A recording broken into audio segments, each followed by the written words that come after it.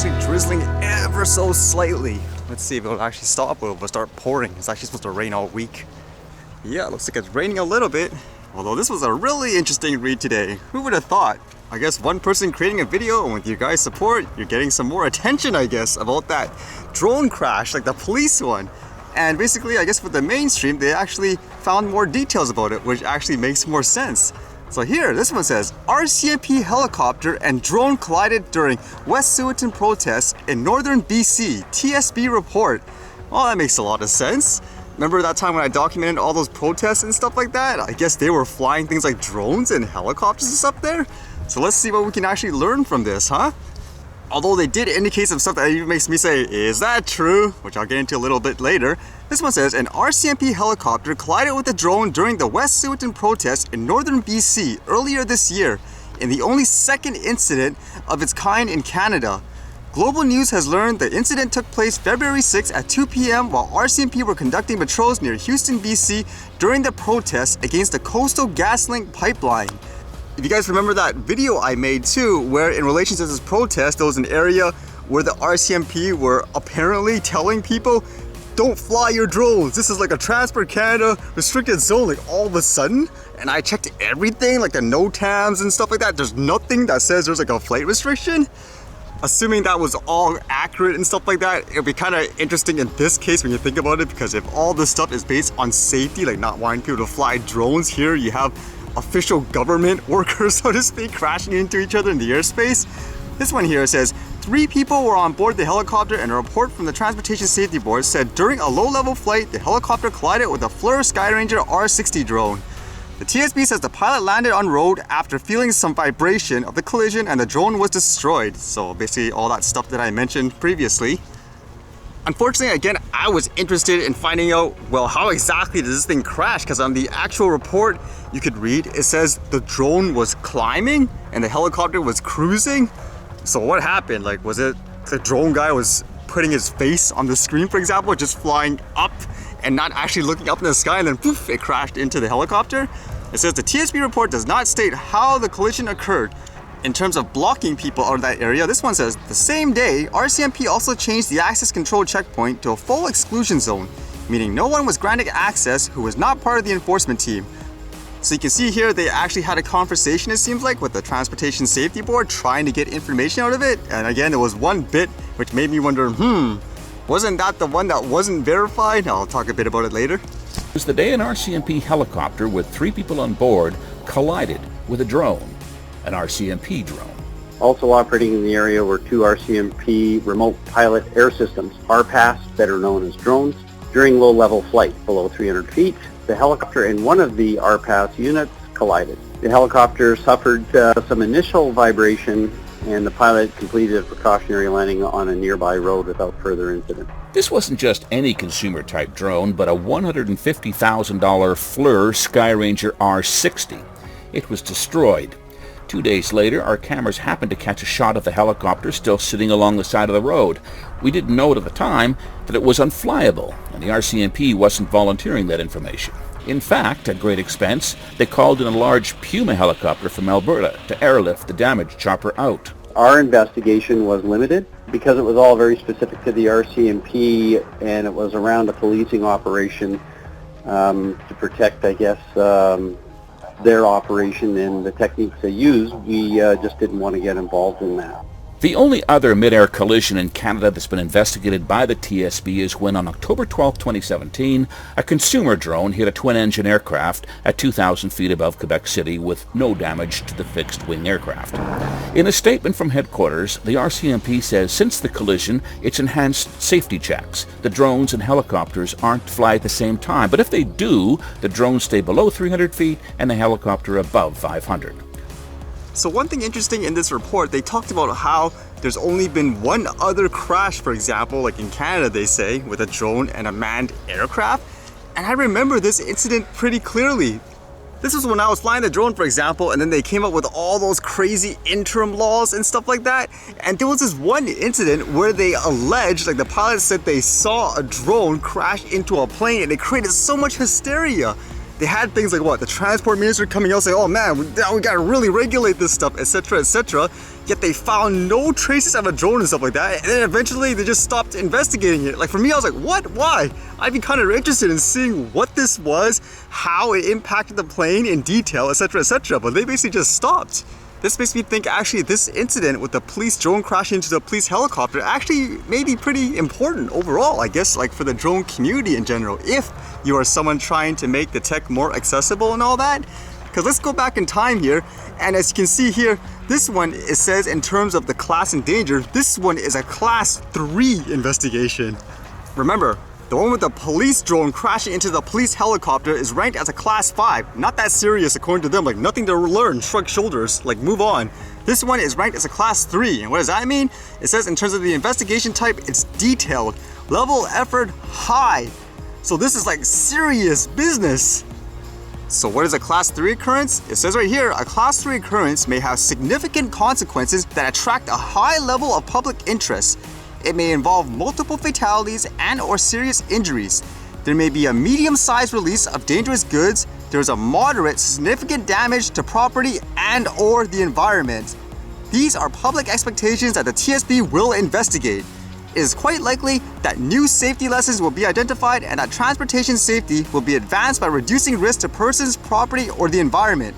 A detailed investigation is required. So you have to try to wrap your head around this on how it makes logical sense if the whole thing is about safety. Let's go back in time. This one says damage to the aircraft. They show you here a picture of the damage. What is that, like a paint job or something like that? Like a little scratch or something, or not even? And again, in this case, you didn't actually find like a drone in any way. Here, you have a situation where a police drone, a pretty large one, crashed into a helicopter with people inside that caused damage for them to replace like what, all those parts and stuff like that. How is that not as serious as this? And at the same time, how that translates to, oh man, those recreational hobbyist drones are so dangerous.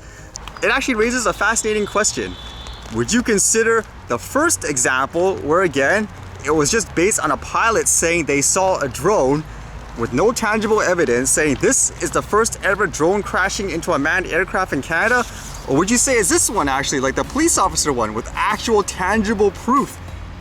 To me, that doesn't make any sense. It would be like some health official making it a serious big deal, coming out telling the public that something, whatever, may cause potentially death and all that. May, like it's just a theory, they don't know, but they'll do it to be safe.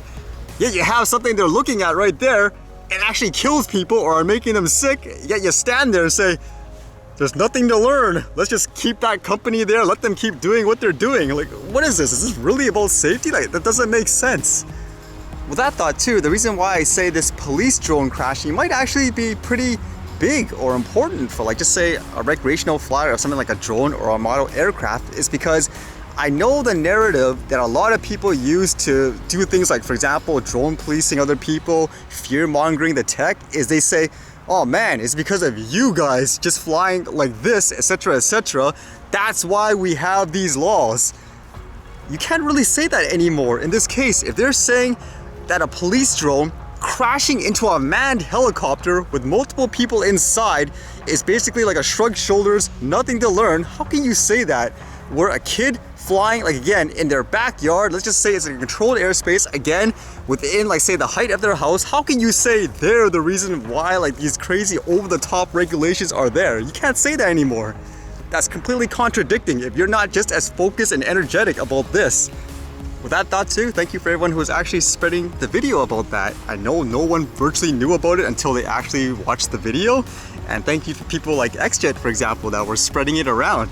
It's kind of interesting too, because what it made me think of is how people can actually do a lot just by putting something out there, I guess. And for all you guys trying to make more awareness about it, I mean, you guys actually have like a lot of influence to do so. I know a lot of you guys are thanking me like for creating the video like that, creating awareness, like finding that information. At the same time, I think you guys should be thanking yourself for actually investing and spreading awareness like about that video or a person like myself, because most people, they actually wouldn't do that. I would say you guys were actually the smarter of the bunch, because in many ways, a lot of people, they would go with the most stereotypical thing. Like just an example, like if you wanted to stereotype who is the most knowledgeable about something as an example, you would stereotypically say, oh, well, That guy has like a suit and a tie or whatever, driving an expensive car. They must know what they're talking about. Or maybe it's just things like these squirrels you want to see. That must be the real reason, right? Even in the rain.